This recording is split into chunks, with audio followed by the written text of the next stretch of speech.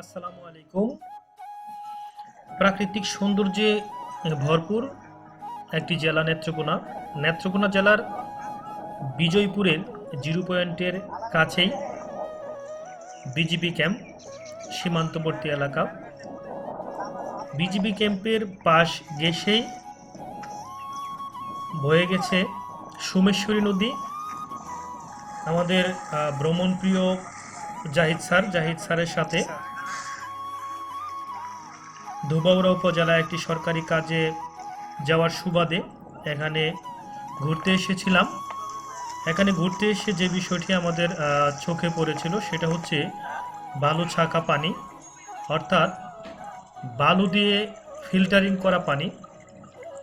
তাদের ভাষ্যমতো এই পানিটা অনেক স্বচ্ছ এবং আমি নিজে এটা দেখেছি এবং এটা পান করেছি এবং এটা অনেক স্বচ্ছ পানি এবং তাদের মধ্যে এটা দীর্ঘদিন সংরক্ষণ করে রাখা যায়।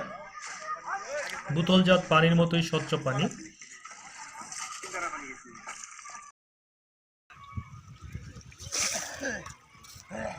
এটা কি পানি উঠতেই থাকবো নাকি?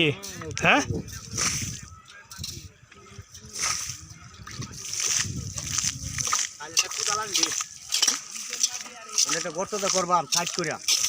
এটা কি ভালো সাকা পানি নাকি?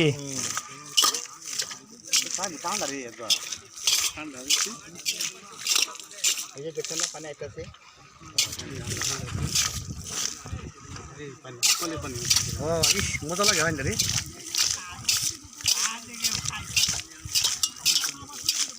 এই ঠান্ডা পানি তো হে নয় না রে। আমি এটার এই যে হেন একটা কথা বলছি ওলা বারো লেগে আমরা বানাই লিছি বেটা।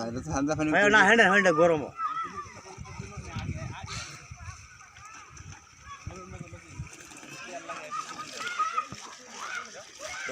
এটা আপনি ফ্রিজে থই দেবেন গিয়া এক করে 3 মাস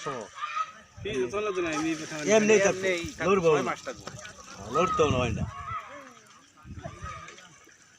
সারা ছিল পানি টিউব কলের পানি কিন্তু লড়বো, কিন্তু লড়তো না।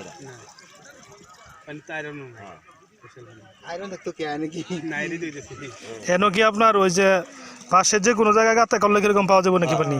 হ্যাঁ, যে কোনো জায়গায় গাঁথা করলে পানি পাওয়া যাবে।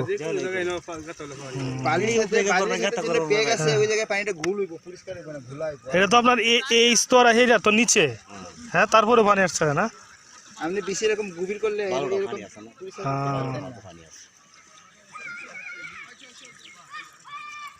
আমি হেঁটে ডাকা দিস না গানা এক বোতল ভরে নিলাম গা নেহার আমাদের হিরো তৈরি দিচ্ছি।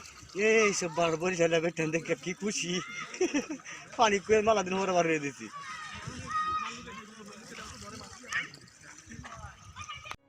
এখন চারপাশ শুকনো মরুভূমির মতো দেখালেও বর্ষাকালে পানিতে পরিপূর্ণ থাকে। একবারে ওই যে পার আছে ওই পার পর্যন্ত, কিনারা পর্যন্ত পানি পরিপূর্ণ থাকে।